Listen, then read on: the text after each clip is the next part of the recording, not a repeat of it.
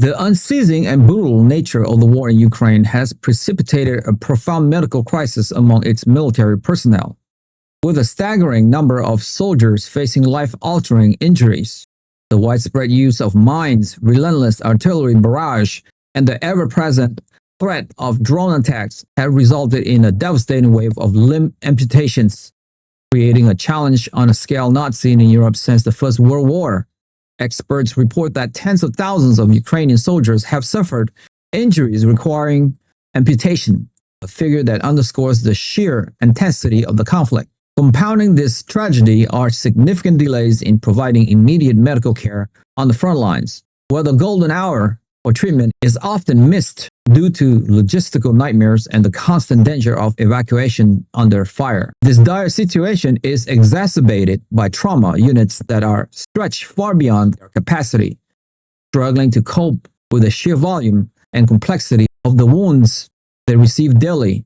The national healthcare system, despite its resilience, is grappling with limited resources, particularly in the specialized field of prosthetics, leading to long waits for soldiers eager to regain some semblance of their former lives.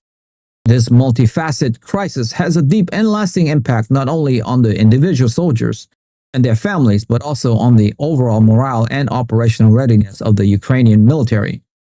The journey for wounded Ukrainian soldiers does not end after the immediate life-saving surgery. It marks the beginning of a long and arduous path of rehabilitation fraught with immense challenges. The demand for prosthetic limbs has surged to unprecedented level, far outstripping the country's pre-war capacity. Before the full-scale invasion, Ukraine had a very small number of specialists trained in the rehabilitation of upper limb amputees, a skill set now in desperately high demand. Charitable organizations and international partners have stepped in to help fill the void, providing funding and expertise for both conventional and advanced bionic prostheses. However, the sheer number of amputees, estimated to be over 20,000, means that resources are stretched thin and many face a long wait for the device that can offer them a chance at a more independent life. The crisis highlights the urgent need for long-term, sustainable solutions, including the expansion of domestic production facilities and comprehensive training programs for a new generation of prosthetists and rehabilitation therapists. The resilience of these soldiers is a testament to the human spirit, yet it also serves as a stark reminder of the urgent need for continued medical and humanitarian support to address the long-term consequences of the war. In response to escalating battlefield losses and mounting public discontent over forced conscription, the Ukrainian government has unveiled a comprehensive overhaul of its military recruitment framework. President Volodymyr Zelensky's administration has introduced fixed-term service contracts, offering financial bonuses, housing incentives, and limited deployment durations to attract new volunteers. The policy shift acknowledges the declining willingness among Ukrainians to enlist under open-ended obligations, particularly as casualties rates surge and territorial setbacks mount. Officials hope the reform will stabilize troops' levels while reducing reliance on coercive mobilization tactics that have fueled domestic protest and evasion networks. However, military analysts describe the move as a reactive and potentially insufficient measure, reflecting Kyiv's acute struggle to sustain its defensive operation amid relentless Russian pressure.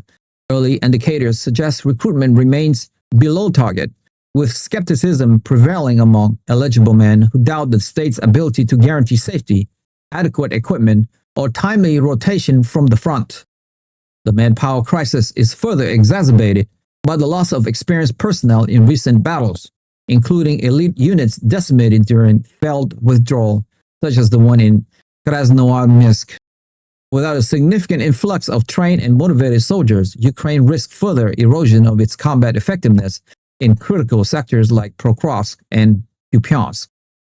Adding another layer of complexity to the conflict, South Africa has confirmed that 17 of its citizens are stranded in eastern Ukraine after being deceived into joining mercenary formations under false pretense of employment. According to Pretoria, these individuals responded to online job offers promising construction or security work but were instead transported to combat zones in the Donbas region and pressed into frontline roles. The revelation emerged as Russian forces intensified strikes on foreign fighter positions, reportedly targeting 142 locations associated with international mercenaries over a 48-hour period.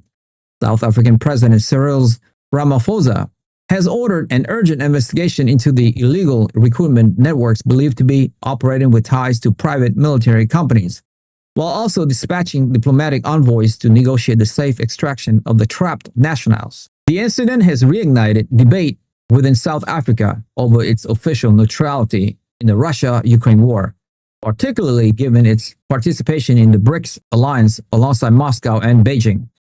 Critics argue that Pretoria's reluctance to condemn Russian aggression has enabled exploitation of its citizens by shadowy intermediary profiting from the war economy. Meanwhile, families of the missing men have launched public appeals for intervention, fearing their loved one could be killed, captured, or prosecuted under Ukrainian or Russian laws governing foreign combatants.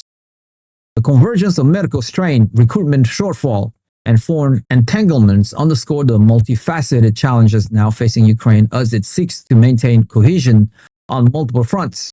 The amputation crisis highlights the brutal human cost of modern warfare, where drones and mines inflict catastrophic injuries at unprecedented scale and speed.